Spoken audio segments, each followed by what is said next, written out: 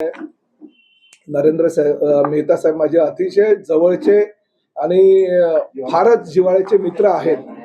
मी त्यांना विनंती करतो की ह्या मीरा भाईंदरच्या जनतेनं प्रताप सरनाईकांवर सुद्धा नितांत प्रेम केलं. आदरणीय नरेंद्र मोदींवर प्रेम करत असताना तुम्हाला 2 वेळा निवडून दिलं आणि भाजपच्या कमळावर तुम्ही निवडून आलात. शिवसेनेच्या धनुष्यबाणावर मी निवडून आलो. म्हणजे महायुतीच्या बाजूने सर्वसामान्य मीरा भाईंदर शहरातील जनतेने जर कौल दिला असेल तर थोडंसं आपण लोकप्रतिनिधी म्हणून त्याकडे दुर्लक्ष करून चालणार नाही. मीरा भाईंदरला 218 MLD पाण्याचा प्रश्न असू द्या, जो तुम्ही तिकडे चेन्नईच्या डोंगरावर थांबवलं होता गेले अनेक दिवस. त्यानंतर इथं मेट्रोच्या कामामध्ये सुद्धा तुमची जमीन जाते म्हणून तुम्ही थांबवलं होतं.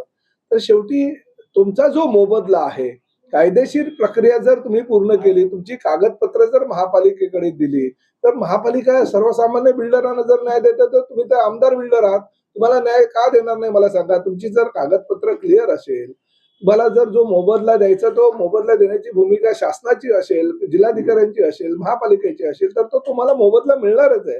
तुम्ही काम होऊ द्यावं. लोकांची जी समस्या आहे, मेट्रोची समस्या आहे, पाण्याची समस्या आहे, हे दूर होण्यासाठी तुम्ही उलट प्रयत्न करायला पाहिजे. ते थांबवण्यासाठी प्रयत्न करू नका. तुम्ही गेले 5 वर्ष आमदार नव्हता त्यावेळी सगळी तुमची कामं मी केली नाही का? त्यामुळे मला असं वाटतं तुमच्यासाठी मी भविष्यामध्ये काही काम करायला चान्सच ठेवला नाही. तर जी मी कामं केली ती कामं पूर्ण होण्यासाठी कृपया करून मला सहकार्य करा. दिवाळीच्या तोंडावर एसटी कर्मचारी संघटनांनी संप पुकारलाय. दिवाळी